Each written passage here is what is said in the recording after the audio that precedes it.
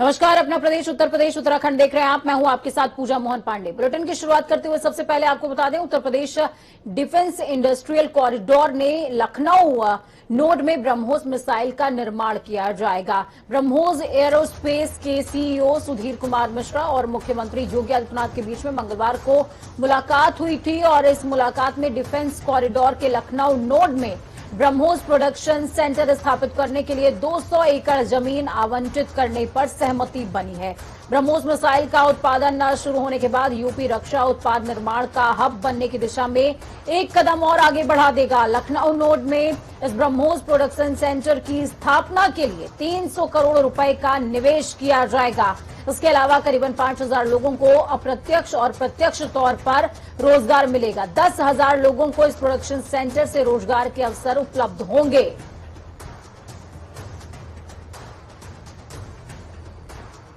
बढ़ी हुई दर से महंगाई भत्ता और महंगाई से राहत के लिए यूपी के सरकारी कर्मचारियों और पेंशनर्स का इंतजार मंगलवार को शाम को खत्म हो गया। राज्य सरकार ने महंगाई भत्ता और महंगाई राहत 11% बढ़ी दर से देने का शासनादेश जारी कर दिया है। इस आदेश के साथ ही महंगाई भत्ता अब 28% मिलना तय माना जा रहा है। करीबन 16 लाख राज्य कर्मचारियों और शिक्षकों को बढ़ी दर से महंगाई भत्ते का लाभ सीधे तौर पर मिलेगा, तो वहीं 12 लाख पेंशनर्स को भी बड़ी दरों से महंगाई राहत मिलेगी। महंगाई भत्ते की इस बढ़ोतरी का लाभ 1 अगस्त से कर्मचारियों को मिलने वाला है। चूल्हे के धुएं से मुक्ति के महाअभियान प्रधानमंत्री उज्ज्वला योजना के दूसरे चरण में उत्तर प्रदेश की 20 लाख महिलाओं की जिंदगी रोशन होने वाली है। मुख्यमंत्री योगी आदित्यनाथ आज राज्य में उज्ज्वला के दूसरे चरण का औपचारिक रूप से शुभारंभ करने जा रहे हैं। इस मौके पर आयोजित कार्यक्रम में सीएम योगी उज्ज्वला योजना की लाभार्थी महिलाओं से सीधे संवाद करेंगे। उज्ज्वला योजना के दूसरे चरण में उन प्रवासी मजदूरों के लिए विशेष प्रावधान किया गया है जो पहले पते के प्रमाण के अभाव में इस लाभ से वंचित रह गए थे। इससे पहले बीते 10 अगस्त को प्रधानमंत्री नरेंद्र मोदी ने देश में उज्ज्वला के दूसरे चरण की शुरुआत की थी। आपको बता दें कि उज्ज्वला योजना के पहले चरण में प्रदेश की 1 करोड़ 47 लाख एलपीजी कनेक्शन दिए गए थे महिलाओं को, जो कि पूरे देश में सर्वाधिक मुफ्त एलपीजी कनेक्शन है। अब इसी को आगे बढ़ाते हुए उज्ज्वला के दूसरे चरण के तहत तब 20 लाख नए लाभार्थियों को एलपीजी का कनेक्शन दिया जाएगा।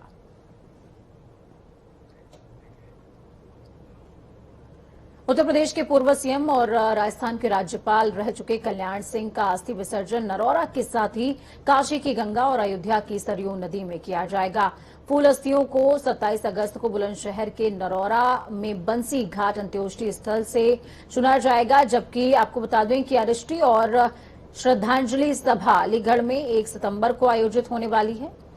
पूर्व सीएम कल्याण सिंह का निधन 21 अगस्त को लखनऊ में हो गया था।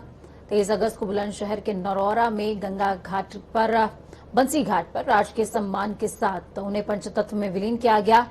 उनके अंतिम संस्कार में गृह मंत्री अमित शाह, रक्षा मंत्री राजनाथ सिंह, सीएम योगी आदित्यनाथ, उत्तराखंड के सीएम पुष्कर सिंह धामी सहित बड़ी संख्या में केंद्र और यूपी उत्तराखंड सरकार के मंत्री, सांसद, विधायक सभी शामिल हुए थे। तो ये आम आदमी पार्टी लगातार बीजेपी सरकार को घेरने की कोशिश कर रही है। इसी क्रम में पार्टी आज जल जीवन मिशन में हुए महाघोटाले के खिलाफ प्रदेश के सभी जिला मुख्यालयों पर मटका फोड़कर विरोध प्रदर्शन दर्ज करेगी।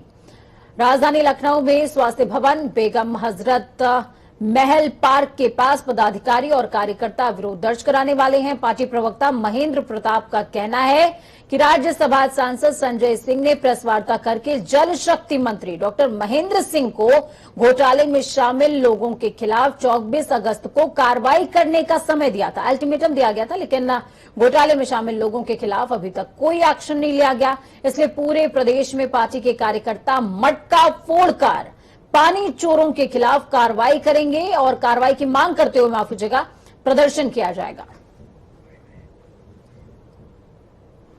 25 तारीख को पूरे उत्तर प्रदेश में सभी जिलों के अंदर मटका फोड़ो आंदोलन आम आदमी पार्टी की ओर से किया जाएगा।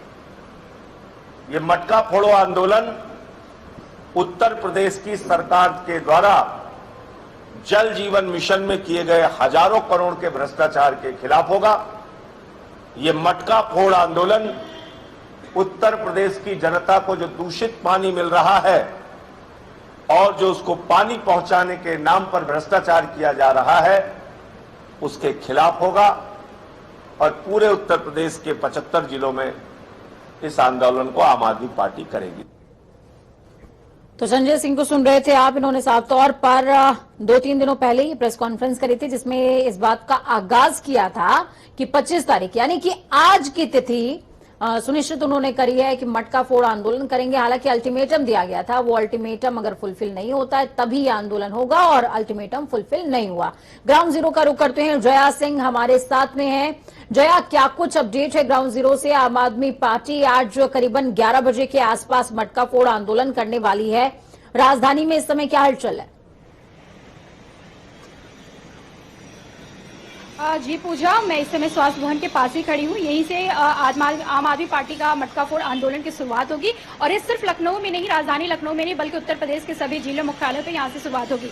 प्रेस वार्ता करके संजय सिंह ने आरोप लगाया था कि जल शक्ति मिशन में 30,000 करोड़ का घोटाला हुआ है और जिस विभाग में घोटाला हुआ वो विभाग उत्तर प्रदेश के मुख्यमंत्री योगी आदित्यनाथ के करीबी मंत्री महेंद्र सिंह का विभाग है जो उनके नियंत्रण में आता है। उन्होंने कहा था कि इसमें बहुत भारी भरकम घोटाला हुआ है और हम मांग करते हैं कि इसकी निष्पक्षता के साथ जांच कराई जाए, लेकिन अब तक जांच नहीं हुई है और जब तक जांच नहीं होगी और हम इसके बाद मटका फोड़ आंदोलन की शुरुआत करेंगे। उन्होंने 24 तारीख का अल्टीमेटम दिया था जैसा कि आपने कहा और ये 24 तारीख बीत चुका है और आज से 25 तारीख से आज मटका फोड़ आंदोलन की शुरुआत होगी। इसमें मांग की जाएगी कि जो हमारी मांगे हैं कि आप निष्पक्ष जांच कराइए और जो दोषी है, जो इस घोटाले में संलिप्त है, अमूमन ये देखने को मिला है कि महेंद्र सिंह की तरफ से तुरंत रिएक्शन आता है इस तरीके की घटनाओं का। पिछली बार भी संजय सिंह ने जब उनके ऊपर आरोप लगाए थे तो मानहानि का केस उनके ऊपर कर दिया गया और तमाम तरह की बातें भी निकल करके सामने आई थी, काफी तनाव की स्थिति थी। लेकिन क्या ऐसे में आज ये आंदोलन होने वाला है जिसका आगाज होगा मटका फोड़ आंदोलन, तो क्या ऐसे में बीजेपी की तरफ से किसी तरह की कोई प्रतिक्रिया अभी तक सामने आई है क्या? नहीं, अभी बीजेपी की तरफ से इस पे प्रतिक्रिया नहीं है। बीजेपी का इस पे जब उन्होंने आरोप लगाया था तो महेंद्र सिंह ने प्रेस कॉन्फ्रेंस करके जो जल शक्ति मंत्री उन्होंने कहा था कि हमारी सरकार जीरो टॉलरेंस पे चलती, यानी भ्रष्टाचार मुक्त सरकार है और हम भी जो भी काम करें वो निष्पक्षता और पारदर्शिता को ध्यान में रखते हुए कर रहे हैं। हमारी सरकार में किसी तरह का भ्रष्टाचार को जगह नहीं मिलता है। जो भी किया जा रहा है वो राजनीतिक उद्देश्य किया जा रहा है और राजनीतिक प्रेरित है।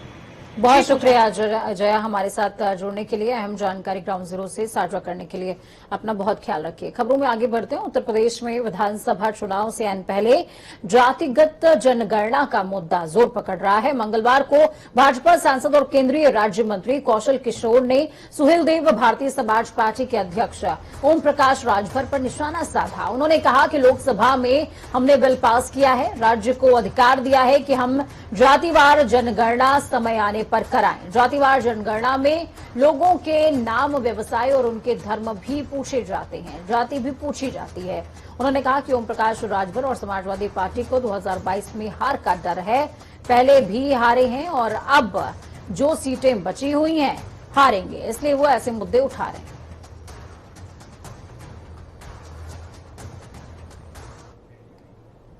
अयोध्या में राम मंदिर निर्माण के लिए जमीन की खरीदी का मामला अदालत पहुंच गया है। आम आदमी पार्टी के राज्यसभा सांसद डॉक्टर संजय सिंह ने राम जन्मभूमि मंदिर निर्माण के लिए भूमि की खरीद फरोख्त और दान से प्राप्त धन के दुरुपयोग मामले में मंगलवार को मुख्य न्यायिक मजिस्ट्रेट की अदालत में मुकदमा दर्ज कराने के लिए प्रार्थना पत्र प्रस्तुत किया है। इसमें अयोध्या श्री राम जन्मभूमि तीर्थ क्षेत्र ट्रस्ट के महामंत्री चंपत राय, नगर निगम के महापौर ऋषिकेश उपाध्याय के अलावा अन्य कई लोगों के खिलाफ मुकदमा दर्ज किए जाने की मांग की गई है। मुख्य न्यायिक मजिस्ट्रेट कुलदीप सिंह ने मामले में सुनवाई के समय मामले को गंभीरता से लेते हुए नगर कोतवाली से रिपोर्ट तलब करने का आदेश भी पारित कर दिया है। तो वहीं दूसरी तरफ उत्तर प्रदेश में अगले साल फरवरी में होने वाले विधानसभा चुनावों की सरगर्मियां तेज हो गई हैं। कांग्रेस की महासचिव प्रियंका गांधी 27 अगस्त को अयोध्या में होने वाली किसान महापंचायत में शामिल हो सकती हैं। इस तरह प्रियंका गांधी अपने पिता पूर्व प्रधानमंत्री राजीव गांधी के तर्ज पर अयोध्या से 2022 के चुनाव मिशन का आगाज कर सकती हैं। सूत्रों की माने तो ये भी कहा जा रहा है कि कांग्रेस महासचिव प्रियंका गांधी वाड्रा 27 अगस्त को किसान महापंचायत में शामिल होने के लिए अयोध्या पहुंच रही हैं। इस दौरान प्रियंका गांधी राम जन्मभूमि भी जा सकती हैं। कांग्रेस पूरे प्रदेश में किसान महापंचायत कार्यक्रम शुरू करने जा रही है। इसे कांग्रेस के यूपी चुनाव अभियान की शुरुआत के तौर पर देखा जा रहा है।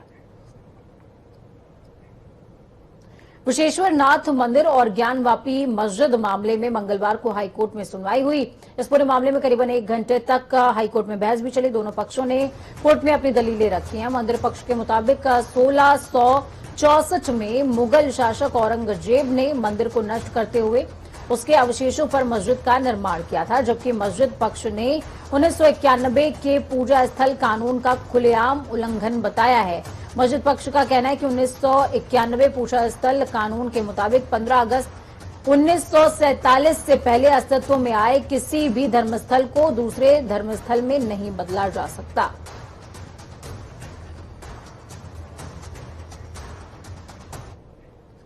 टोक्यो की धरती पर ओलंपिक के बाद आज 24 अगस्त से, माफ कीजिएगा, 24 अगस्त यानी कि कल से पैरा ओलंपिक खेलों का महाकुंभ शुरू हो गया। लेकिन ये बताना आपको इसलिए भी जरूरी है क्योंकि उत्तर प्रदेश का योगदान इसमें क्या है वो समझिए।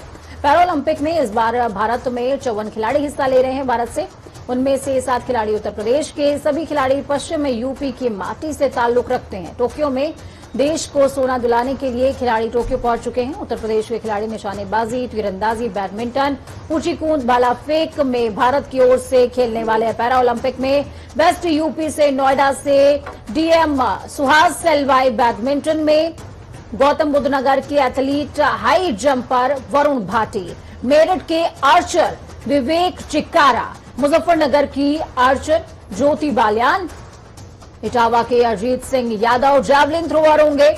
संभल के Dipendra Singh 10 metre air pistol और बागपत के आकाश निशानेबाजी में हिस्सा ले रहे हैं। आगरा के थाना ताजगंज के कहरई स्थित अंग्रेजी शराब की दुकान पर नकली और जहरीली शराब बेचने का आरोप लगाते हुए लोगों ने जमकर उत्पात मचाया है। लोगों ने दुकानदार पर नकली शराब बेचने का आरोप लगाया। लोगों का साफ तौर पर कहना है कि शराब से मिलावट की वजह से अब तक 8 लोगों की जान जा चुकी है। तो वहीं लोगों के हंगामे के बाद पुलिस के साथ आबकारी निरीक्षक भी मौके पर पहुंचे। उन्होंने जांच के लिए जांच से दुकान से सैंपल भी इकट्ठा किए। पूरे मामले की तफ्तीश की जा रही है। 8 लोगों की देखते देखते जांच चली गई। अब इस पूरे मामले में हंगामा बरपा हुआ है। उत्तर प्रदेश में बारिश का सिलसिला बदस्तूर जारी है। अगले 5 दिनों तक रुक रुक कर बारिश होगी। मौसम विभाग ने 40 जिलों में बारिश की गरज चमक के साथ बरसात का अलर्ट जारी किया। मौसम विभाग का साफ तौर पर कहना है कि 50 किलोमीटर प्रति घंटे की रफ्तार से हवाएं चलेंगी। तो वहीं लखनऊ में 0.1 मिलीमीटर बारिश से उमस भरी गर्मी से शहरवासियों को राहत, तो दूसरी तरफ कई जगहों पर बाढ़ जैसे हालात बने हुए हैं।